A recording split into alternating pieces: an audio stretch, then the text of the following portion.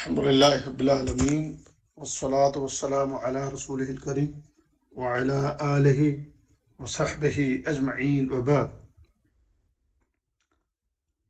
رب اشرح لي صدري ويسر لي أمري واحلل عقدة من لساني يفقه قولي. سورة الذاریات اس کی آیت نمبر 15 سے آج ہم سبق پڑھیں گے. جو پہلی آیت ہے اعوذ باللہ من الشیطان الرجیم. ان یہ لفظ بار بار آئے گا. اس کا ترجمہ آپ کو حفظ ہو جانا چاہیے کہ جس کا معنی ہوتا ہے بے شک. المتقین متقی کی جمع ہے.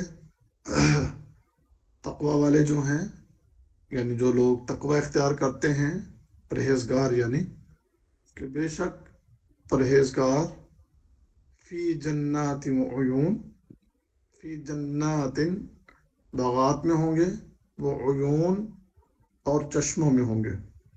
عیون یہ عین کی جمع، عین چشمے کو بولتے ہیں، اس کی جمع ہے عیون. تو بے شک جو متقی ہیں یعنی جو پرہیزگار ہیں، جو اللہ سے ڈرنے والے ہیں، جو اللہ کے حکم پر عمل کرنے والے ہیں، یہ سارے معنی جو میں بیان کر رہا ہوں یہ متقین کے معنی میں آتے ہیں کہ بے شک جو متقی ہیں، جو پرہیزگار ہیں، جو اللہ کی عبادت، اللہ کی اطاعت کرنے والے ہیں، جو اللہ سے ڈرنے والے، اللہ کے حکم پر عمل کرنے والے، وہی لوگ متقی ہوتے ہیں. تو فرمایا کہ بے شک وہ لوگ جو متقی ہیں فی جنات و عیون، وہ باغات میں اور چشموں میں ہوں گے. اور مراد اس سے ہے کہ جو جنت کے باغات اور جنت کے جو چشمے ہیں ان میں ہوں گے.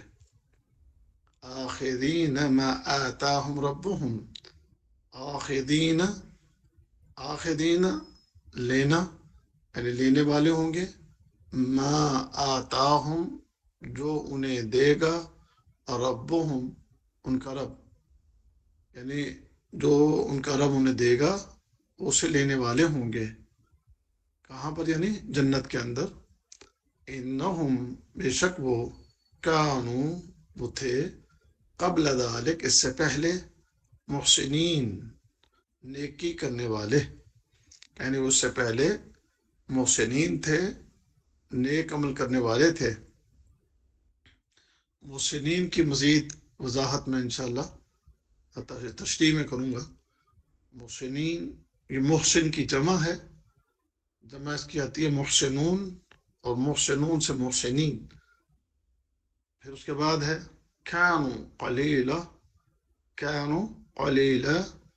وہ تھے بہت تھوڑا، من اللیل رات میں، ما یہجعون وہ سوتے، یعنی رات میں وہ بہت تھوڑا سوتے تھے، یا رات کے بہت تھوڑے حصے میں سوتے تھے. وبالاسحار اور صبح کے وقت، یعنی سحری، اردو میں جو ہم کہتے ہیں نا سحری، وہ اسی سے یہ اسحار، یعنی اور سحری کے وقت ہم وہ یستغفرون استغفار کرتے تھے. سحری کے وقت میں وہ استغفار کرتے تھے.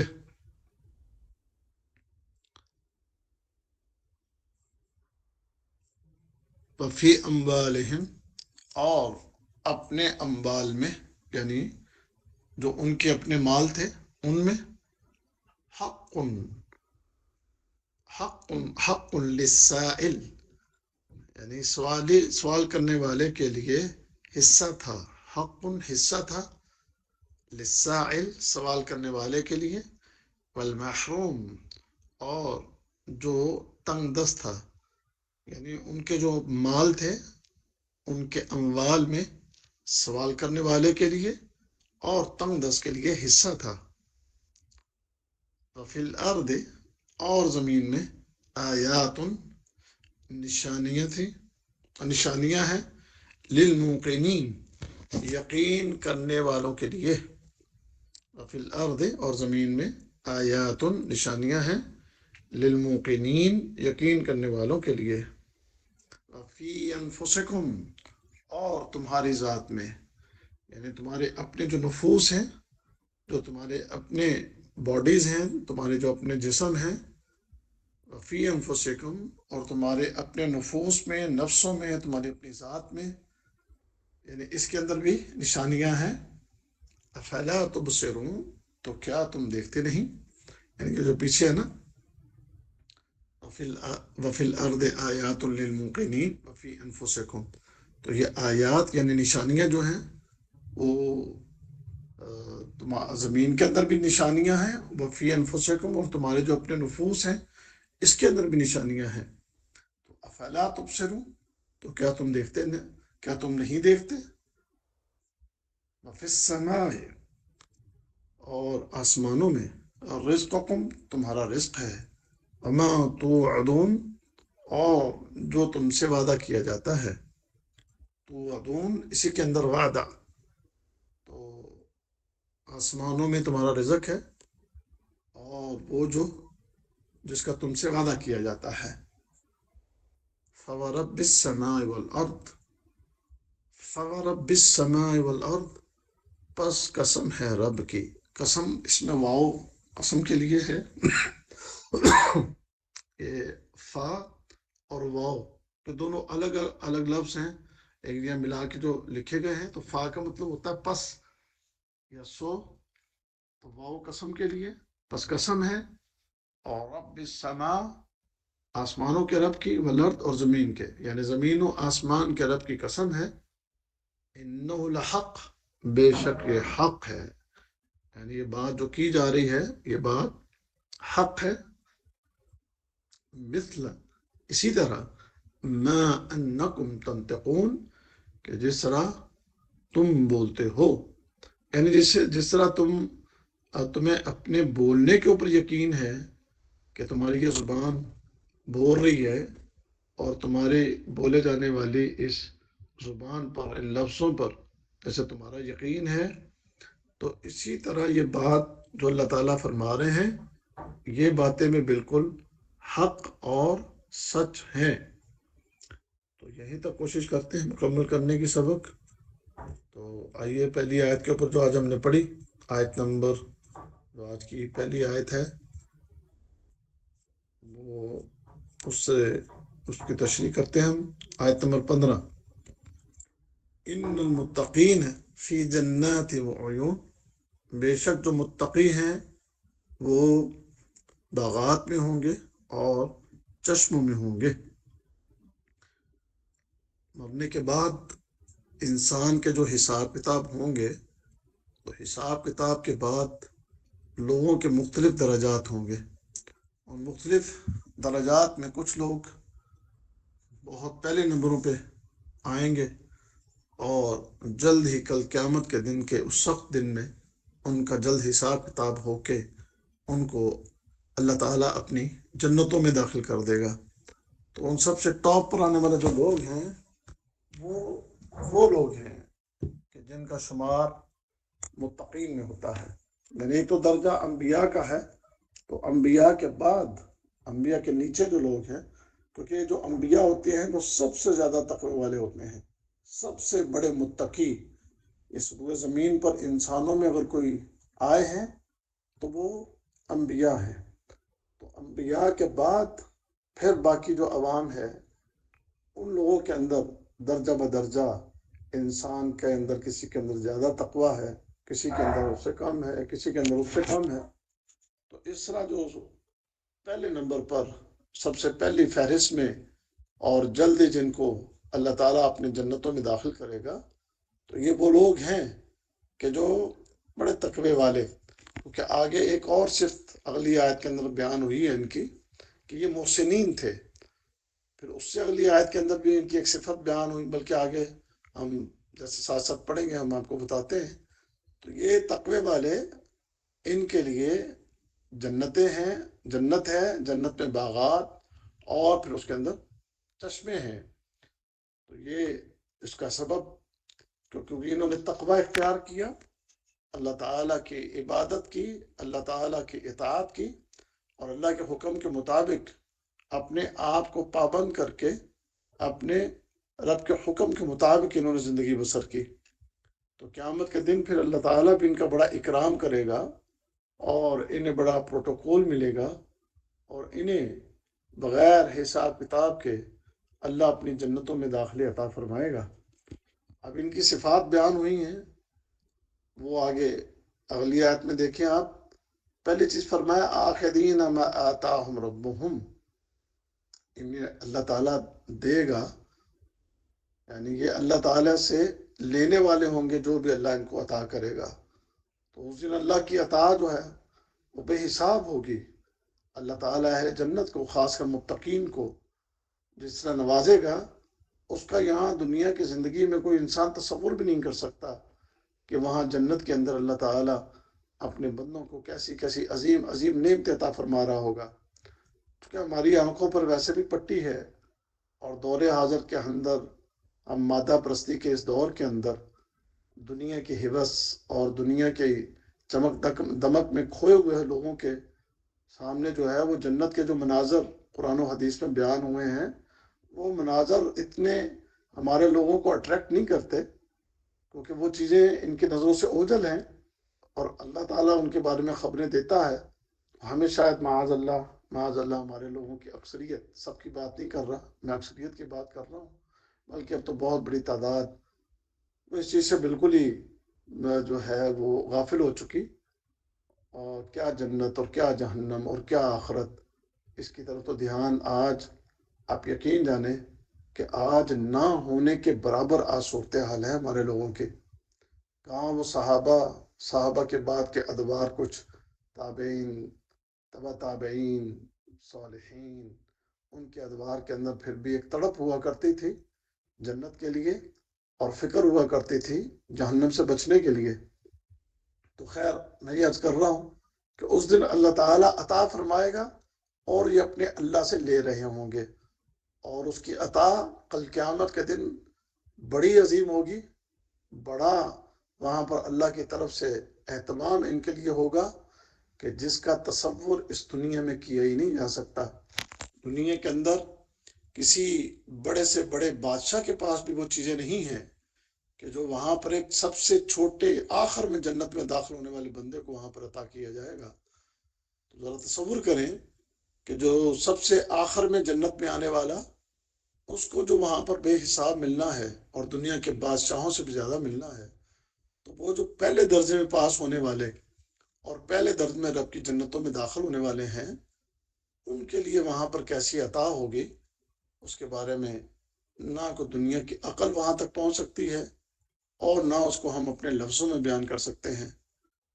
بس اتنا ہی ہے کہ چند چیزیں جو قرآن و حدیث میں بیان ہوئی ہیں، اسی کو پڑھ سن کے اگر تھوڑا تدبر کر لیا جائے تو اس سے بھی انسانی عقل جو ہے وہ حیران رہ جاتی ہے۔ جیسے محمد رسول اللہ صلی اللہ علیہ وسلم نے فرمایا کہ جنت میں ایک جنتی کو ایک گھر دیا جائے گا، تو اس گھر کی لمبائی اور چوڑائی وہ 60 میل کے برابر، 60 میل یعنی 100 کلومیٹر، اتنا بڑا گھر، اور وہ بھی فرمایا کہ موتی کا، ایک موتی کو، ہیرے کے موتی کو تراش کے، ہیرا آپ دنیا کے ہیرے وہی بڑے مہنگے ہیں، ڈائمنڈ جس کو آپ اپنی انگلش میں بولتے ہیں ڈائمنڈ کا، اس ڈائمنڈ کو تراش کے، اور وہ ڈائمنڈ چھوٹا سا نہیں ہوگا، وہ ڈائمنڈ اتنا بڑا ہے کہ 100 کلومیٹر کے اوپر پھیلا ہوا ہوگا۔ یہ جتنا بڑا آپ کا لاہور ہے، اس لاہور سے بھی بڑا ایک گھر ایک جنتی کو اللہ تعالیٰ عطا فرمائے گا، اور اتنا خوبصورت اور اتنا صاف اور شفاف ہوگا، کرسٹل ہوگا، اندر سے باہر سب نظر آ رہا ہوگا اور باہر سے اندر سب کچھ نظر آ رہا ہوگا، اور اس گھر کے اندر اس کے لیے طرح طرح کی نعمتیں ہوں گی۔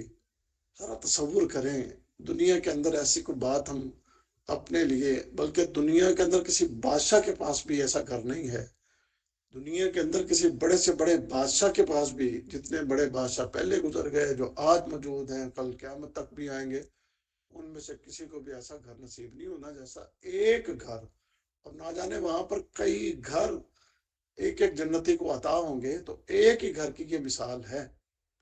اللہ اکبر کبیرہ، اب انسانوں کی عقل آپ دیکھیں کہ یہ انسان یہ 5 5 10 10 15 15 مرلے کے لیے 20 20 مرلے کے لیے دن رات محنتیں کرنے لگا ہوا ہے، اور جو اتنی بڑی عطا اللہ نے کرنی ہے، اتنی بڑی نعمتیں جو اللہ نے جنت میں تیار کر رکھی ہیں، اس کے لیے اس انسان کے اندر کوئی محنت نظر نہیں آتی اس کے لیے، بلکہ کوئی تڑپ ہی نہیں ہے۔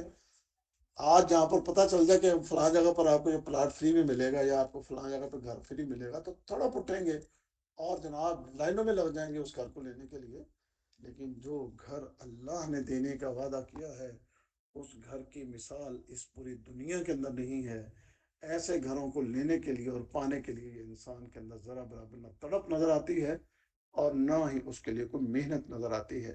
تو یہ ایک گھر کی میں نے مثال آپ کو چھوٹی سی یہاں پر دی ہے۔ تو اللہ تعالیٰ وہ دے رہا ہوگا اور یہ لوگ وہاں پر لے رہے ہوں گے، آخذین ما آتاہم ربہم، لینے والے ہوں گے کہ جو اللہ تعالیٰ ان کو وہاں پر دے گا، اور جو دے گا اس کی کوئی مثال ہی نہیں، اور اس کے بارے میں اس دنیا کے اندر جو ہے اس کے لیے ہم تصور بھی نہیں کر سکتے کہ وہ کیسی کیسی عظیم نعمتیں اللہ تعالیٰ کل قیامت کے دن عطا کرے گا۔ اچھا کیوں عطا کرے گا؟ پہلی آیت میں بتا دیا کہ وہ متقین تھے، اور اس آیت میں بتایا انہم کانوا قبل ذلک محسنین، یہ اللہ کی عطا اس لیے ہے، ایک تو یہ کہ وہ متقین ہیں، تقوی اختیار کرنے والے، اور دوسرا یہ کہ یہ محسنین ہے۔ اب تقوی کے اندر یعنی وہ اللہ سے ڈرتے ہیں، اللہ کا خوف کھاتے ہیں، اللہ سے ڈر کے گناہوں سے بچنے والے، اور اللہ سے ڈرتے ہوئے اپنے اللہ کی عبادت کرنے والے، اپنے اللہ کی اطاعت کرنے والے۔ اور یہ متقین ایسے لوگ ہیں کہ جو اپنی زندگی کو ایسے گزارنے کی کوششوں میں لگے رہتے ہیں کہ جیسے اللہ تعالیٰ چاہتا ہے۔ اچھا محسنین، محسنین احسان سے ہے، اور اس کی واحد محسنین کی محسن، اور اس کی ایک شکل جو ہوتی ہے محسنون، محسنون سے محسنین، اور اس کی واحد محسن، اور اسی سے احسان، احسان کرنے والے، نیکیاں کرنے والے۔ یعنی محسنین وہ ہیں جو نیکیاں کرتے ہیں، اور نیکیاں کیسی کرتے ہیں، اصل یہ چیز ہے۔ نیکی کے دعویٰ کرنے والے تو بہت سے لوگ ہیں، لیکن محسن کون ہوتا ہے؟ اصل محسن وہ ہے کہ جس کی نیکیوں کے اندر خوبصورتی ہو، جس کی نیکیوں کے اندر ایک اہتمام ہو، جس کی نیکیوں کے اندر ایک نیک اعمال کا جو حسن ہونا چاہیے، وہ نیکی کا حسن اس کے اعمال کے اندر موجود ہے۔ وہ حسن کیا ہے؟ نمبر ایک تو وہ انسان اس نیکی کو اللہ رب العزت کی رضا کو، اللہ کی محبتوں قربتوں کو پانے کے لیے کر رہا ہے، اور اس خوبی کے اندر، اس نیکی کے اندر مزید حسن کیا ہے؟ مثال کے طور پر وہ نماز پڑھ رہا ہے تو اپنی نماز کے اندر بڑا خشوع و خضوع اختیار کر کے اور بڑی اللہ کی طرف توجہ کرتے ہوئے اپنی نماز کو ادا کر رہا ہے۔ یہ ہے اس کی عبادت کے اندر حسن۔ اس کی عبادت کے اندر حسن کیا ہے؟ نماز پڑھتا ہے، وقت پر پڑھتا ہے، وقت کو ضائع نہیں کرتا، وقت کو ضائع نہیں کرتی۔ عبادت کے اندر خوبصورتی اور حسن کیا ہے؟ وقت کی پابندی کرنا، اور مرد جماعت کے ساتھ نماز کو ادا کرنا، اور نماز کو اس کے وقت سے تاخیر نہ کرتے ہوئے بڑے خشوع و خضوع کے ساتھ، اہتمام کے ساتھ، باقاعدگی کے ساتھ پڑھنے والے۔ اور اس کے اندر حسن یہ بھی ہے کہ ایسے عبادت کرتا ہے جیسے محمد رسول اللہ صلی اللہ علیہ وسلم نے حکم دیا ہے۔ اس کی عبادت کے اوپر رنگ چڑھا ہوا ہے تو کس کا؟ محمد رسول اللہ صلی اللہ علیہ وسلم کا۔ عبادات کے اندر اتباع رسول ہے، سنت رسول ہے، تو یہ وہ بندہ جو اس طرح نیکی کرنے والا وہ محسن ہے۔ محسنین کی اور بھی بہت سی خوبیاں ہیں کہ جیسے لوگوں کے ساتھ بھی وہ پیش آتا ہے تو حسن اخلاق کے ساتھ پیش آتا ہے، لوگوں کے ساتھ اس کا برتاؤ بڑے اچھے اخلاق والا ہے، لوگوں کے ساتھ نرمی سے پیش آنے والا۔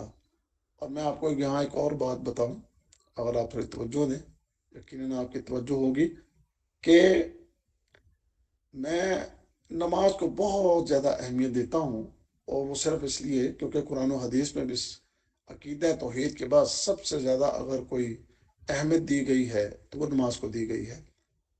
آپ یقین جانیے کہ اگر انسان اپنی نماز کو بہت اچھے طریقے سے سنوار لے، ایسا بندہ کہ جس کی نماز کے اندر وہ حسن موجود ہے کہ جو حسن ہونا چاہیے، تو اس بندے کی یہ نماز اس کے باقی بھی بہت سے امور کو سنوار دیتی ہے۔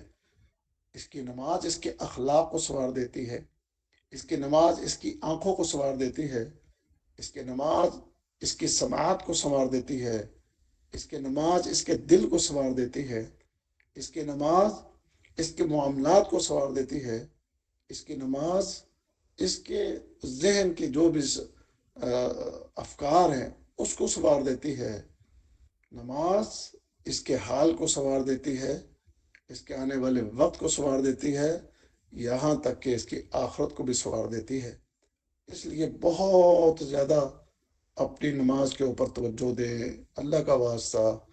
میں یہاں پر یقین جانیے کہ دیکھتا ہوں لوگوں کو، اب خواتین کا تو ظاہری بات ہے، مجھے نہیں پتا کہ یہاں کی خواتین کی جو کیا صورتحال ہے، مردوں کو تو میں مسجدوں میں دیکھتا ہوں۔ میں بڑے دعوے سے یہ بات کہہ سکتا ہوں کہ مجھے آج مسجدوں کے اندر جیسے نمازی محمد رسول اللہ صلی اللہ علیہ وسلم نے بننے کا کہا تھا، ایسے نمازی مسجدوں میں ہمیں دیکھنے میں بالکل نہیں مل رہے۔ کہیں کسی ایک آدھ مسجد میں ممکن ہے کچھ طرح کے نمازی ہوں، ورنہ آپ یقین جانیے کہ ہماری مسجدوں کے اندر نمازی تو ہیں، لیکن ان کی نمازوں کے اندر نہ کوئی خشوع، نہ کوئی خضوع، اور نہ کوئی اہتمام، نہ کوئی باقاعدگی، نہ کوئی جماعت کے ساتھ صحیح باقاعدگی سے اہتمام، نہ نمازوں کا 5 وقت کا پورا ہونا، نہ اس کے وقت کا خیال کرنا۔ یہاں تک کہ نماز پڑھانے والے ائمہ کرام کے اندر بھی خشوع و خضوع نظر نہیں آتا۔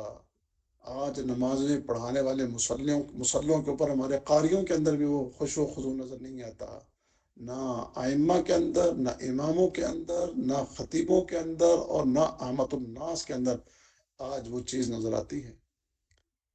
اللہ اکبر کبیرہ، اللہ اکبر کبیرہ۔ محمد رسول اللہ صلی اللہ علیہ وسلم کی حدیث یہاں پر یاد آئی۔ آپ نے فرمایا تھا قیامت کے قریب پوری مسجد میں، قیامت کے قریب پوری مسجد کے اندر، قیامت کے قریب پوری مسجد کے اندر ایک نمازی بھی ایسا نہیں ہوگا جو خشوع و خضوع کے ساتھ نماز پڑھ رہا ہو، ایک نمازی بھی ایسا نہیں ہوگا۔ اور آپ یقین جانیے کہ یہ تجربہ، یہ توجہ، یہ دھیان میں دینے کی کوشش کرتا رہتا ہوں، اور آپ مان لیں اس بات کو کہ آج واقعتاً مسجدوں کے اندر ایک بھی بندہ ایسا نظر نہیں آتا کہ جس کے بارے میں یہ سمجھا جائے کہ یہ بندہ بڑی نماز کے ساتھ لگن اور محبت رکھنے والا اور بڑے آسان طریقے سے اپنی نمازوں کو ادا کرنے والا ہے۔ اللہ اکبر۔ اب گھروں کے اندر خواتین کے معاملات واللہ عالم، اللہ تعالیٰ ہی بہتر جانتے ہیں۔ تو میں یہ اس لیے عرض کر رہا ہوں کہ جب انسان کی نماز، اور پھر قرآن حکیم میں بھی اللہ تعالیٰ نے فرمایا نا، ان الصلاۃ تنہی عن الفحشاء والمنکر، کہ بے شک نماز جو ہے وہ انسانوں کو وہ برے کاموں سے، غلط کاموں سے بالکل روک دیتی ہے۔ محمد رسول اللہ صلی اللہ علیہ وسلم کے پاس ایک شخص کا تذکرہ ہوا کہ اللہ کے رسول صلی اللہ علیہ وسلم، فلاں شخص جو ہے وہ رات کو بھی نماز پڑھتا ہے، قیام کرتا ہے، لیکن وہ چوریاں کر رہا ہے۔ اللہ کے رسول نے فرمایا اگر وہ واقعی اس طرح نمازی ہے تو اس کی یہ نماز اسے اس برائی سے روک دے گی، اور ایسا ہی ہوا کہ اس شخص نے برائیاں چھوڑ دی۔ تو لہذا نمازوں کا پابند وہ محسن بن جاتا ہے، اور ایسا محسن کہ اس کے اخلاق وہ بھی سنور جاتے ہیں، حسن اخلاق کا ماہر ہوتا ہے، اور معاملات کے اندر بھی بہترین برتاؤ کرنے والا ہوتا ہے، اور مل جول کے معاملات، حسن معاشرت، ایک ایک چیز کے اندر اس کے نکھار آ جاتا ہے۔ ایسا شخص محسنین میں ہے۔ اللہ تعالی ہمیں بھی محسنین کے اندر شامل فرما لے۔ اب اس کی ایک اور خوبی بیان ہوئی، کانوا قلیلا من اللیل ما یہجعون۔ اس کی خوبی یہ بھی تھی کہ یہ لوگ رات کو جو ہے بہت کم سوتے تھے۔ اچھا، رات کو بہت کم سوتے تھے تو کیا کرتے تھے وہ اگلی آیت میں بالاسحار ہم یستغفرون، اسحار سحری کے وقت میں وہ استغفار کرتے تھے۔ راتوں کو بہت تھوڑا سونے والے، کیا خیال ہے جیسے آج کل ہم راتوں کو بہت تھوڑا سوتے ہیں، ایسے ہماری قوم آج کل راتوں کو بہت تھوڑا سوتی ہے اور دن سارا اثر تک سوئی رہتی ہے۔ تو یہ اس کی وجہ، یہ اس کی جو ہے اس آیت کے اندر ایسے لوگوں کا تذکرہ ہے نہیں، یہ وہ لوگ تھے کہ جن کی راتوں میں آپ اگر جھانک کر دیکھیں تو ایک تو ان کا یہ طریقہ تھا، جیسے محمد رسول اللہ صلی اللہ علیہ وسلم کا فرمان بھی ہے کہ عشاء کے بعد اللہ کے رسول صلی اللہ علیہ وسلم کو لوگوں کے ساتھ باتیں کرنا اور یہ دنیاوی معاملات کرنا آپ کو پسند نہیں تھا۔ آپ عشاء کے بعد اس چیز کو پسند کرتے تھے کہ آپ اپنے گھر والوں کو ٹائم دیں اور یا اپنے اللہ کی عبادت پہ اپنے وقت کو گزاریں۔ ہاں کوئی دینی بات چیت، کوئی دینی درس وغیرہ کسی کے ساتھ عشاء کے بعد کوئی دینی بات کرنا ہوتی تو کرتے، وغیرہ آپ کو یہ بات سخت ناپسند تھی کہ عشاء کے بعد کوئی دنیاوی امور سر انجام دیے جائیں۔ تو عشاء کے بعد صحابہ کی بھی یہ روٹین تھی کہ نماز پڑھتے گھروں میں چلے جاتے، اپنے اہل و عیال کو جو مناسب وقت دینا ہوتا وہ دیتے، اس کے بعد تھوڑی دیر سوتے اور پھر اس کے بعد صحابہ کرام، کئی صحابہ تو ایسے بھی تھے کہ پوری پوری رات ہی وہ اپنی رات کو قیام میں گزارتے، اور ہمارے پیارے نبی صلی اللہ علیہ وسلم کے بھی بعض جو ہے روایات میں ایسا کہ بعض کا آپ بھی پوری پوری رات اللہ رب العزت کے حضور کھڑے ہو کر قیام کر کے رات کو تہجد کی نماز پڑھتے ہوئے پوری رات گزار دیا کرتے تھے۔ تو اسی طرح صحابہ کرام وہ بھی چونکہ اس بات پر سخت حریص ہوتے تھے کہ ہم بھی پیارے رسول صلی اللہ علیہ وسلم کے طریقے کے اوپر عمل کرتے ہوئے اپنے لیل و نہار کو ایسا گزاریں جیسے اللہ رب العزت چاہتا ہے اور جیسے محمد رسول اللہ صلی اللہ علیہ وسلم کا طریقہ ہے۔ تو یہ راتوں کو بہت تھوڑا سویا کرتے تھے، اور رات جیسے جیسے گزرتی جاتی سحری کا وقت آتا تو سحری کے وقت میں پھر کثرت سے استغفار کرنے والے، کیونکہ یہ جو سحری کا وقت ہے اس کے بارے میں محمد رسول اللہ صلی اللہ علیہ وسلم کا فرمان ہے کہ ینزل ربنا تبارک و تعالی كل ليلة إلى السماء الدنيا حين يبقى ثلث الليل الآخر، کہ جب سحری کا وقت ہوتا ہے تو اس وقت میں ہمارا رب وہ آسمان دنیا پر نزول فرماتا ہے جب رات کا ایک تیسرا حصہ باقی رہ جاتا ہے، تو نزول فرما کے کہتا ہے یقول من یدعونی فاستجیب لہ، کون ہے جو مجھ سے دعا کرے میں اس کی دعا کو قبول کروں، من یسألنی فاعطیہ، کون ہے جو مجھ سے سوال کرے میں اس کو عطا کر دوں، من یستغفرنی فاغفر لہ، اور کون ہے جو مجھ سے استغفار کرے اپنے گناہوں کی بخشش جو ہے وہ اس کا سوال کرے تو میں اس کو بخش دوں۔ تو یہ سحری کا وقت جو ہے یہ بڑا فضیلت والا وقت ہے کہ جس وقت میں اللہ رب العزت اپنی مخلوق کے قریب ہو کے اپنے بندوں سے کہتا کہ اٹھو اور مانگو مجھ سے میں تم کو عطا کروں، دعا کرو میں قبول کروں، گناہوں کی معافی مانگو میں تمہیں بخش دوں۔ اب اس بات کا احساس اللہ کے نبی صلی اللہ علیہ وسلم نے صحابہ کو خوب اس چیز کا احساس دلا دیا تھا۔ اب صحابہ کیسے ممکن تھا کہ ایسے عظیم وقت کو ضائع کرتے اور پھر راتوں کو اللہ کی عبادت میں جو لذت ہے اور راتوں کو اللہ کے سامنے قیام کرنے کی جو اس کے اندر فضیلت ہے اور جو اس کا اجر اور ثواب ہے، تو یہ صحابہ تھے جن کو دنیا کا لالچ نہیں تھا، جن کو سب سے زیادہ لالچ اگر کوئی تھا تو وہ یہ کہ ہماری آخرت سنور جائے۔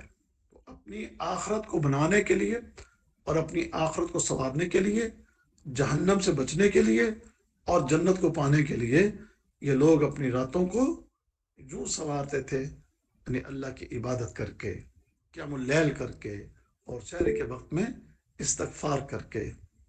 اور دوسری طرف آج ہماری راتیں ہیں کہ ہماری راتیں رات کو 12 1 2 बजे तक हमारे मोबाइलों के ऊपर ही हमारी रातें गुजरती हैं, सोशल मीडिया पर हमारी रातें गुजरती हैं, या होटलिंग करते हुए गुजरती हैं, या बाहर सैर सपाटों में गुजरती हैं, या टेलीफोनों के ऊपर लंबी गप्पे लगाने में गुजरती हैं। तो ये हमारी रातें हैं। और जो ही शहरी का टाइम होगा, बल्कि बात तो शहरी के टाइम से भी आगे जाकर फजर की जो ही अजान होगी, तो अपने मोबाइलों को बंद करके फिर ऐसी नींद उनकी शुरू होगी कि जाके आंख 3 4 बजे खुलेगी।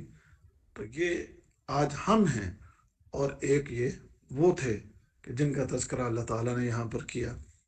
और एक और जगह पर भी अल्लाह ताला ने इन लोगों की खूबियों को बयान करते हुए फरमाया ना, ततजाफा जुनूबुहुम अनिल मदाजिअ यदऊन रब्बहुम खौफन व तमअ, कि ये लोग, इनके पहलू बिस्तरों से अलग रहते और बिस्तरों को छोड़ के अल्लाह की बारगाह में खड़े होके क़याम कर रहे हैं, दुआएं कर रहे हैं, अल्लाह को पुकार रहे हैं खौफ और तमा के साथ। तो एक वो लोग, उनकी तारीफ़ें अल्लाह ने कुरान में मुख्तलिफ मकामात पर मुख्तलिफ अंदाज के अंदर की हैं। एक जगह अल्लाह फरमाता है वयख़िर्रून लिलअज़क़ान यबकून वयज़ीदुहुम खुशूआ, अपनी ठोरियों के बल ये अल्लाह के सामने गिर पड़ते हैं, सजदों में गिर पड़ते हैं, और अपनी इन ठोरियों के बल सजदे में गिरकर यबकून, रोते हैं, और यज़ीदुहुम खुशूआ, और इनका खुशू जो है वो मज़ीद बढ़ जाता है, मज़ीद इनके अंदर तक़वा, एहसान और इसी तरह लिल्लाहियत और खशियत इनके अंदर मज़ीद पैदा हो जाती है। अल्लाहु अकबर कबीरा और बिल असहार हम यस्तगफिरून, सहरी के वक्त में गिड़गड़ाते, रोते और अल्लाह से अपने गुनाहों की माफिया मांगते। या रब, एक तरफ इन लोगों की खूबियाँ पढ़ें, खसूसियात पढ़ें, अल्लाह की कसम क्या कमाल शख्सियात थी और क्या अजीम लोग थे कि जिनकी रातें इतनी पाकीज़ा, और जिनकी रातों के अंदर ऐसी अल्लाह की इबादत का एहतमाम, और इनके दिन भी बड़े पाकीज़ा होते थे। इनके दिनों को भी उठाकर पढ़ें, दिन उनके किस चीज़ में गुजरते हैं। अल्लाह की इबादत का कभी टाइम हो गया, जो भी उन इबादत में अल्लाह की इबादत का एहतमाम करना, कहीं नौकरी है, कहीं मुलाजमत है, कहीं तिजारत है, कहीं पर कोई दुनियावी काम है, इबादत के वक्त में उन तमाम कामों को, तमाम मसरूफियात को तर्क करके नमाज को अदा करना, और लोगों के साथ हुस्न मुआशरत, सच बोलने वाले, एक दूसरे के साथ लड़ाई और झगड़ा ना करने वाले, एक दूसरे के साथ ताउन करने वाले, मोहब्बत करने वाले, एक दूसरे के काम आने वाले, एक दूसरे के लिए कुर्बानियाँ देने वाले, एक दूसरे की मदद करने वाले, एक दूसरे का एहसास करने वाले, ऐसी सवरी हुई शख्सियात और ऐसी खूबसूरत शख्सियात और इतना खूबसूरत मुआशरा जो हमें इस्लाम ने दिया। लेकिन आज उसके बिल्कुल बरअक्स एकदम हम एक उलट साइड पे जाके बिल्कुल दीन से दूर होके आज हम गुनाहों की जिंदगियों के अंदर डूबे हुए, ना इबादत का वो एहतमाम, ना को अल्लाह का डर, ना को अल्लाह का खौफ, गुनाहों की भरमार, ना हुस्न मुआशरत, ना एक दूसरे के साथ हुस्न ताउन, और ना ही किसी इंसान के लिए कोई खैर का जज्बा, बल्कि बस अपनी ही ज़ात, अपना घर बार, अपनी बीवी, अपने बच्चे, अपने मामलात, ये आज हम। और फिर गुनाहों की भरमार होने के बावजूद अपने गुनाहों की माफ़ी मांगने के लिए भी तैयार नहीं, अपने गुनाहों के ऊपर। बल्कि एक मोमिन को तो ऐसा होना चाहिए कि वो गुनाहों से बचे, और अगर कभी गुनाह हो जाए तो अपने गुनाहों के ऊपर रोए, अपना कोई भी गुनाह जो से सरजद हो गया, असल मोमिन तो है ही वो। पहली बात वो गुनाहों से बचता है, और अगर अल्लाह ना करे कभी उससे कोई गुनाह हो जाए तो उस गुनाह के ऊपर तड़प उठने वाला और रोने वाला, माफिया मांगने वाला, इस्तगफार करने वाला। जैसे साहबा की मिसालें हैं, उनसे कभी कोई गलती हो जाती तो दौड़े चले आते अल्लाह के रसूल सल्लल्लाहु अलैहि वसल्लम के पास, तोहरनी या रसूल अल्लाह, तोहरनी या रसूल अल्लाह, भाई क्या हो गया, یعنی وہ صحابی آ کر کہتے ہیں اللہ کے رسول صلی اللہ علیہ وسلم مجھے پاک کر دیں، مجھے پاک کر دیں. بھائی کیا ہو گیا تم سے؟ تو اقرار کرتا ہے کہ مجھ سے فلاں فلاں اس طرح غلطی ہو گئی ہے. میری اس غلطی پر میرے اوپر اگر کوئی حد بنتی ہے تو میرے اوپر حد لگائیں، مجھے سزا دیں تاکہ میرا وہ گناہ معاف ہو جائے. ایک طرف وہ، اور ایک طرف آج صبح سے لے کر شام تک، اور شام سے لے کر صبح تک گناہوں میں غرق، اور اپنے گناہوں پر ذرا برابر کوئی پشیمانی نہیں اور کوئی اس پر استغفار نہیں. اور دوسری طرف یہ شخصیات کہ بھرپور نیکیاں، تقوی، عبادت، اطاعت، راتوں کے قیام، لیکن ان تمام تر نیکیوں کے باوجود سحری کے وقت میں اللہ سے اپنے گناہوں کی معافیاں مانگ رہے کہ اللہ ہمیں بخش دے. اللہ اکبر کبیرہ. گناہوں سے بچنے والی شخصیات، گناہوں سے دور رہنے والی شخصیات، نیکیوں میں سب سے آگے نکلنے والی یہ شخصیات پھر بھی اپنے آپ کو گناہ گار سمجھ رہے ہیں اور اپنے گناہوں کے اوپر بخشش کا سوال کرنے والے. تو پھر کیسے نہ ان کو جنتیں ملے ہیں؟ ہمارے یہاں پر لوگ ان کو سمجھاؤ تو کہتے اللہ بڑا غفور رحیم ہے، اللہ نے بخش دینا ہے، جنت مل جانی ہے. جی ضرور ملے گی انشاءاللہ، لیکن کسی حساب سے ملے گی اور کسی پروسیس سے گزرنے کے بعد ہی ملے گی. تو یہ وہ لوگ جن کی یہ خصوصیات بیان ہو رہی ہیں، ایسے لوگ جو ہیں ان کے لیے کل قیامت کے دن کوئی ان کو ولا خوف علیہم ولا هم يحزنون، کوئی ان کو نہ دکھ، نہ تکلیف، نہ پریشانی، نہ کوئی غم. اللہ ان کو اپنی جنتوں میں داخل کرے گا. ان کی مزید خصوصیات کو بیان کیا. وفی اموالہم حق للسائل والمحروم. جب انسان کے اندر تقوی ہے اور وہ محسن ہے تو پھر وہ کیا کرتا ہے؟ وہ دیکھتا ہے کہ کوئی میرے پاس اگر مالی حیثیت میری اچھی ہے تو میں نے یہ مال جوڑ جوڑ کے اپنے بینکوں میں اور اپنے گھروں کی تجوریوں میں کیوں اس کو بھر کے رکھنا ہے؟ میں اس کو اپنے معاشرے کے ضرورت مند لوگوں پر خرچ کروں. وہ پھر دیکھتا ہے سوالی، ضرورت مند، تنگ دست، ان کی مدد کرتا ہے، باقاعدہ حصہ رکھتا ہے کہ یہ میرا جو ہے اگر مجھے 1,00,000 روپے آیا ہے، اس میں سے یہ میرا 10، 20، 40، 50 ہزار جو ہے یہ میں نے ضرورت مندوں کو دینا ہے، میں نے اللہ کی اس مخلوق کے اوپر خرچ کرنا ہے. میں نے جو ہے صرف اپنے آپ کو، اپنی بیوی بچے، اپنا گھر بار، اپنے معاملات ہی کی طرف دھیان نہیں رکھنا، بلکہ مجھے معاشرے کے جو محروم لوگ ہیں، ضرورت مند جو لوگ ہیں، میں نے ان کا بھی خیال رکھنا ہے، باقاعدہ ان کا حصہ. کہ جیسے کوئی ایک حصہ اپنے بچوں کا رکھ رہا ہے، ایک تنخواہ آتی ہے یا تاجر کی ایک تجارت سے پروفٹ آتا ہے تو وہ حصے رکھتا ہے. اتنا میں نے بیگم پہ خرچ کرنا ہے، اتنا میں نے گھر کے اوپر خرچ کر دینا ہے، اتنا میں نے گاڑیوں پہ لگا دینا ہے، اتنا میرے بچوں کی فیسیں ہیں، اور میرے جناب جو ہے دوستوں کے ساتھ جو محفلیں ہیں اس کے لیے جیسے اپنے پورے ایک بجٹ بنا کے لوگ رکھتے ہیں. تو یہ ایسا نہیں، اس کا معاملہ اپنے اموال میں سے باقاعدہ طور پر اس نے حصہ رکھا ہوا ہے سوال کرنے والے، ضرورت مند اور جو تنگ دست لوگ ہیں ان کا. اور میں یہاں پر پھر وہی بات کہوں گا کہ جن انسانوں کے اندر تقویٰ ہو اور وہ محسنین ہو تو اللہ کی قسم ان کے اندر پھر یہ دیگر خوبیاں بھی پیدا ہو جاتی ہیں. یہ دیگر یہ احساس اس قسم کے جو ہیں وہ بھی پھر محسنین کے اندر، متقین کے اندر پیدا ہو جاتے ہیں. اور جن کے اندر تقویٰ اور احسان نہ ہو، محسنین نہ ہو، تو وہ ایسی نعمتوں سے بالکل محروم ہوتے ہیں. اس کے بعد اللہ تعالیٰ نے فرمایا وَفِي الْأَرْضِ آيَاتٌ لِلْمُوقِنِينَ. اب اللہ تعالیٰ اس چیز کی طرف، جنتیوں کے تذکرہ کرنے کے بعد پھر اللہ تعالیٰ نے اپنے موضوع کا رخ ان لوگوں کی طرف موڑا ہے کہ جو لوگ اللہ کی نشانیوں کے اوپر یقین نہیں رکھتے. تو اللہ نے پھر ان سے خطاب کرتے ہوئے فرمایا کہ وَفِي الْأَرْضِ آيَاتٌ لِلْمُوقِنِينَ. یہ زمین جو ہے یہ نشانیوں سے بھری ہوئی ہے کہ اس کے اندر اللہ کی طرف سے کتنی نشانیاں ہیں، اس کے اندر ذرا غور کرو. جی ہاں، یہ زمین آپ دیکھیں کہ اس زمین کے اوپر اللہ تعالیٰ نے جس قسم کی مخلوقات پیدا کی ہیں، جیسی چیزیں اس زمین کے اوپر ہمیں نظر آتی ہیں، انسانی عقل حیران رہ جاتی ہے. یہ سمندروں کا اتنا یہ وسیع، اتنے بڑے پیمانے پر آنے والا پانی، بہنے والا پانی، نہ جانے کہاں سے آتا ہے، کہاں پر جاتا ہے.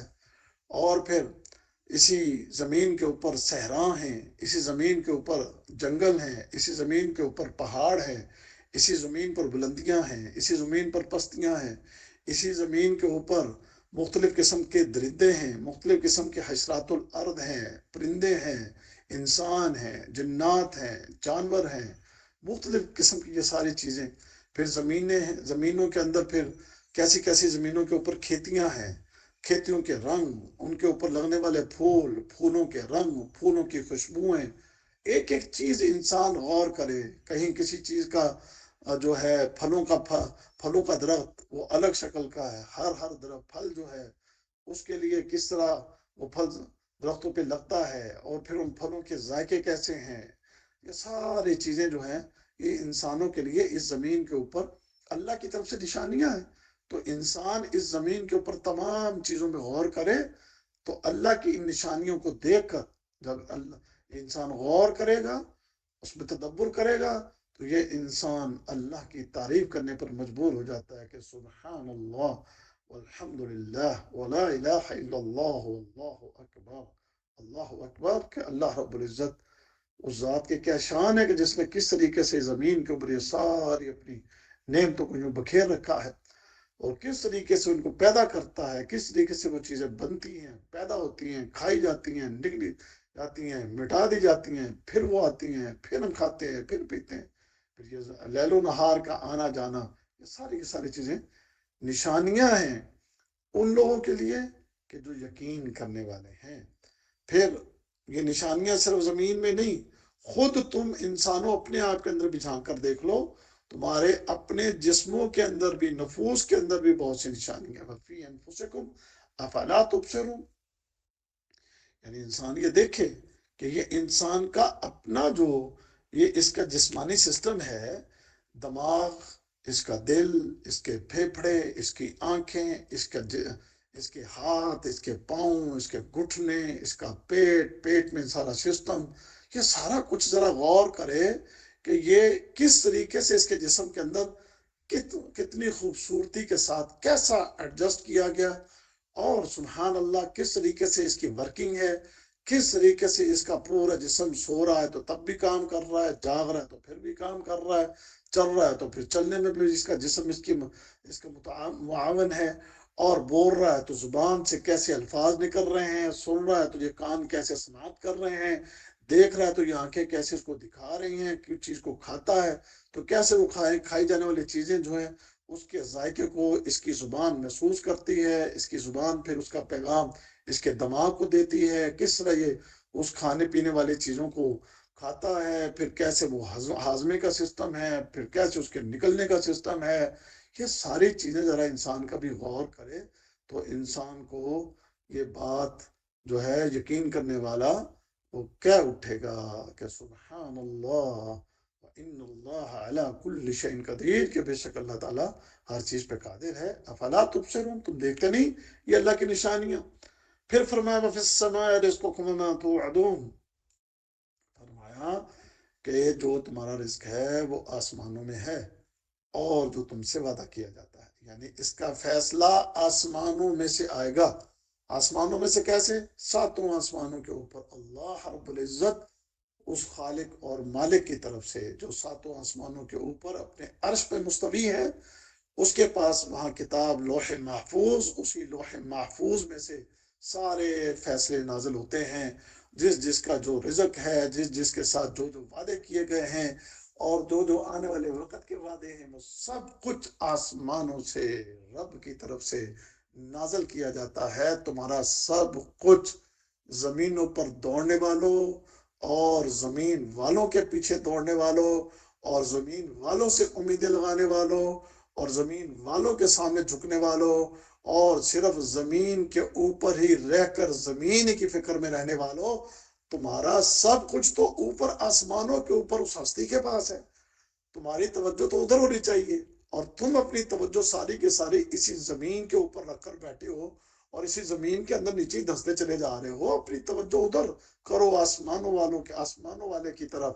اور آسمان والے خالق اور مالک کی طرف کے جس کے پاس تمہارے رزق کی کنجیاں ہیں، جس کے پاس تمہاری خوشیاں ہیں، جس کے پاس تمہاری بیماریوں کا علاج ہے، جس کے پاس تمہاری تقدیروں کا الٹنا پلٹنا ہے، جس کے پاس تمہارا ہنسنا ہے، کھیلنا ہے، دنیا ہے، آخرت ہے، جنت ہے، جہنم ہے، وہ سب کچھ تو اوپر آسمانوں والے کے پاس ہے. اس کو تم نے چھوڑ رکھا ہے اور اس سے تم نے اپنی نظریں پھیر رکھی ہیں. تو اس کی طرف دھیان کرو، اس کی طرف اپنی نظریں پھیرو. فرمایا فَوَرَبِّ السَّمَاءِ وَالْأَرْضِ إِنَّهُ لَحَقٌّ مِثْلَ مَا أَنَّكُمْ تَنطِقُونَ. قسم ہے آسمانوں اور زمین کے رب کی، إِنَّهُ لَحَقٌّ، یہ جتنی باتیں کی جا رہی ہیں یہ حق ہیں، سچ ہیں، ثابت ہونے والی ہیں. مِثْلَ مَا أَنَّكُمْ تَنطِقُونَ، ایسے ہی یقین کر لو جیسے تم اپنی زبان سے نکلنے والے لفظوں پر تمہارا یقین ہے کہ تمہاری زبان بول رہی ہے اور اس سے آواز نکل رہی ہے، آواز پیدا ہو رہی ہے. جیسے تمہارا اس پر یقین ہے، ایسے ہی اللہ جو تمہیں قرآن میں یہ باتیں بتا رہا ہے اس پر یقین کر لو. یہی حق، یہی سچ، اور ایسا ہی ہے اور ہونے والا ہے. یہ تھی سورۃ الذاریات، اس کی آیت نمبر 23 تک کا ترجمہ اور تفسیر ہم نے پڑھ لیا. الحمدللہ رب العالمین. جی اب ہم چلیں گے اپنی گرامر کی کلاس کی طرف. جی نیچے آ جائیں، بڑا کریں مشق نمبر 1 کو، مشق نمبر 1. جی اس کو بڑا کریں اور بڑا کریں. ہاں جی بس ٹھیک ہو گیا، بس ادھر ہی رکھیں اس کو. جی یہ ہے مشق نمبر 1. یہاں پر یہ لکھا گیا ہے کہ جب آپ عربی کا کوئی اسم بولتے ہیں، کوئی آپ جملہ بولتے ہیں، تو آخر میں کسی بھی حرف کے اوپر جو بھی حرکت ہوتی ہے وہ حرکت پڑھی نہیں جاتی اس وقت جب اس پر ہم ٹھہرتے ہیں یا رکتے ہیں. مثال کے طور پر البیت، البیت یعنی تا کے اوپر کیا ہے؟ پیش ہے. لیکن جب یہ عربی کا قاعدہ ہے، یہ اصول ہے گرامر کا، عربی قاعدہ ہے کہ جب بھی ایسے حروف کے اوپر رکیں تو آخری حرف کے اوپر جو حرکت ہوتی ہے وہ نہیں پڑھی جاتی. تو اس کو پڑھیں گے البیت، البیت، اس کو پڑھیں گے البیت. اچھا ایسے ایک اور 2 مثالیں اور بھی دے دیتا ہوں، جیسے کہ انسان، انسان، انسان، ولد، ولد، بنت، بنت، خادم، خادم. یہ امید ہے آپ کو سمجھ آ گئی کہ وہ حرکت ہوتی چاہے وہ 2 پیش ہے، 1 پیش ہے، 1 زبر ہے یا 1 زیر ہے تو وہ نہیں پڑھی جاتی، اس کو وہاں پر جو ہے ڈراپ کر دیا جاتا ہے اس حرکت کو. اسی طرح اگر آخری حرف کے اوپر گولتا ہو، گولتا، یہ جیسے الزکاتن، الزکاتو، الزکاتو ہے یہ کیونکہ لام لگا ہوا اس لیے تنوین نہیں آنی. الزکاتو، تو الزکاتو میں یہ ہوتا ہے کہ آخر میں اگر گولتا ہو اس کی جو حرکت ہوتی ہے وہ بھی ڈراپ ہو جاتی ہے، اور اس کے ساتھ گولتا یہ ہا میں بدل جاتا ہے. کس میں بدل جاتا ہے؟ یہ ہا میں بدل جاتا ہے. الزکاتو جب اس کو پڑھیں گے تو الزکاہ، الزکاہ، آخر میں یہ ہا کی تھوڑی سی آواز آپ کے حلق سے نکلنی چاہیے. الزکاہ، تو یہ الزکاتو یہ چینج ہو گیا، حرکت بھی ڈراپ ہو گئی اور گولتا یہ گول ہا میں بدل گیا. اچھا ایک اور چیز بھی ہے جس کا یہاں تذکرہ نہیں ہے لیکن میں آپ کو پڑھا دیتا ہوں، اس کو آپ نوٹ کر لیں. ایک حرف ہے مثال کے طور پر ولدن، جی آپ نے سمجھ لیا ولدن. پہلے سے میں اوپر مشق میں آتا ہوں. اوپر ذرا کیجیے گا ایڈمن صاحب، ذرا ایک لفظ لے کر میں ان کو سمجھاتا ہوں. ذرا اوپر آ جائیں. ہاں جی، یہ ظالم کے اوپر ٹھہر جائیں. ظالم، ہاں جی، اس کے اوپر ٹھہر جائیں، بڑا کریں. یا عادل، یہ غفور، یہ تینوں، ان کے اوپر تینوں، یہ تینوں ٹھیک ہے. مجھے ریکوائرڈ یہی ہے، ٹھیک ہے. اچھا اب یہ دیکھیں، اگر اس کے اوپر دو زبر آ جائے، ظالمن، ظالمن کے اوپر جائے ظالمن، تو اس کے اوپر اگر دو زبر آ جائے، اسی طرح عادل، اس کے اوپر دو زبر آ جائے عادلن، ایسے ہی غفور، اس کے اوپر دو زبر آ جائے غفورن. اب سنیے اوپر والا لفظ، میں نے دو پیش کو چینج کر دیا دو زبر میں. ظالمن، جی ظالمن، نیچے عادلن، نیچے غفورن. ٹھیک ہے، سمجھ آ گئی؟ اب میں جو بات بتانے لگا ہوں اس کی طرف دھیان کیجیے گا. اس کے اوپر جب بھی رکتے ہیں دو زبر کے اوپر، ایسا حرف جس کے آخر میں، آخری حرف پہ دو زبر ہوں، تو اس میں سے ایک زبر ڈراپ کر دی جاتی ہے، باقی رہ گئے ایک زبر. اس ایک زبر کو کھڑی زبر میں تبدیل کر دیتے ہیں. اس ایک زبر کو کھڑی زبر میں تبدیل کر دیتے ہیں جب ہم اس پر وقف کریں گے، جب اس پر رکیں گے. تو ظالمن وقف کرنا ہے، رکنا ہے تو پڑھیں گے ظالمہ. عادلن، عادلن دو زبر ہے تو وقف کریں گے تو عادلہ، وقف کریں گے جب رکیں گے تو. اور غفورن تو وقف کریں گے تو پڑھا جائے گا غفورا. نوٹ کر لیں، آگے انشاءاللہ یہ چیز پھر آئے گی، پھر میں آپ کو سمجھا دوں گا. امید ہے کہ آپ کو بھی سمجھ آ گئی ہوگی. یعنی باقی جتنی بھی حرکات ہیں وہ ڈراپ ہو جائیں گی، پوری کی پوری بالکل نہیں پڑھی جائیں گی. لیکن گول تا کا قاعدہ وہ بھی میں نے آپ کو بتا دیا. اور دوسرا ایک قاعدہ میں نے آپ کو بتایا کہ اگر آخری حرف کے اوپر دو زبر ہو، اس پر جب وقف کرتے ہیں تو پھر ایک زبر ڈراپ ہو جاتی ہے اور ایک زبر جو ہے وہ کھڑی زبر پڑھی جائے گی. امید ہے کہ سمجھ آ گئی آپ کو. آ جائیں گے نیچے پھر ایڈمن صاحب، نیچے.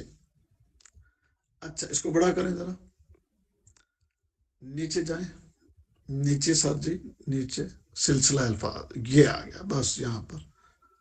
اب یہ آپ نے اس کی ایکسرسائز کرنی ہے، اگلے 10 میں میں نے آپ سے سننی ہے. اس کی خود سے آپ نے یہ کرنی ہے کہ آخری حرف کے اوپر اعراب نہ پڑھیں. ٹھیک ہے، پہلی لائن میں پڑھ دیتا ہوں، اس کو سنیے گا.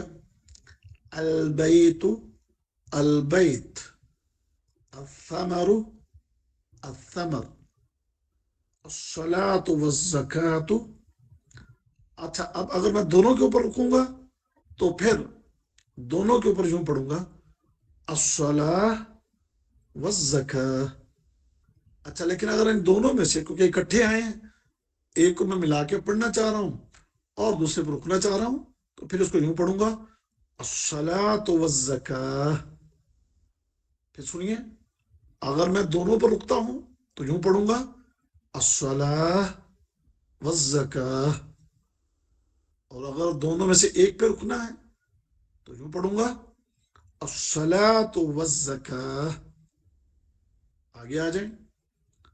خبز ولبن، خبز ولبن. اچھا جی، اب میں نے رکنا ہے خبز ولبن. میں نے دونوں پر رکا، میں نے دونوں پہ رک کے پڑھا خبز ولبن، یا یوں پڑھ سکتا ہوں خبز ولبن. ٹھیک ہے، یعنی میں اگر رکتا نہیں، ملا کے پڑھ رہا ہوں خبز ولبن، خبز ولبن.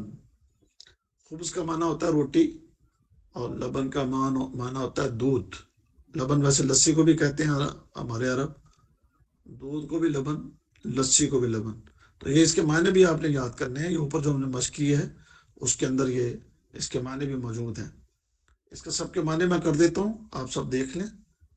البیت گھر، سر جی نیچے آپ اوپر کدھر جا رہے ہیں؟ نیچے آئے ہیں، کدھر چلے گئے آپ؟ کیا ہوگا؟ البیت گھر، الثمر پھل، الصلاح نماز، والزکاة یعنی زکوٰۃ، خبز خبز روٹی، لبن دودھ، صالح صالح او فاسق صالح نیک، فاسق گناہگار، الحسن اب القبیح، الحسن خوبصورت، القبیح بدصورت، الماء پانی، والخبز روٹی، التمر کھجور، واللبن دودھ، جاہل جاہل، عالم عالم، الانسان انسان، والفرس گھوڑا، والفرس گھوڑا، درس درس درس مان سبق، وکتاب کتاب، العادل عدل کرنے والا، اب ظالم الظالم ظالم ظلم کرنے والا، جمل جمل مانے اونٹ، فرس اور گھوڑا۔ یہ میں نے معنی آپ کو بتائے ہیں، باقی انشاءاللہ اس کی آپ نے ترکیب کرنی ہے، ان کے معنی بھی آپ نے یاد کرنے ہیں۔ ویسے جو اوپر ایکسرسائز دی ہوئی ہے اس کے اندر اس میں سے بہت سے الفاظ موجود ہیں، اوپر والے جو اوپر ایکسرسائز جو ہے اس میں آپ چیک کر لیجئے گا، یہ دونوں چارٹ جو ہیں ان کے اندر تقریباً یہ سارے الفاظ موجود ہیں، ان کے معنی بھی یاد کریں، اور کس طریقے سے ان کو پڑھنا ہے وہ اگلے درس میں آپ سے سنا جائے گا۔ تو لہٰذا اجازت چاہتے ہیں، یہ سبق جو ہم نے پڑھے اگلے ہفتے آپ سے سنے جائیں گے، یاد کیجیے گا۔ اگلے ہفتے تک کے لیے اجازت چاہتا ہوں۔ السلام علیکم ورحمۃ اللہ وبرکاتہ۔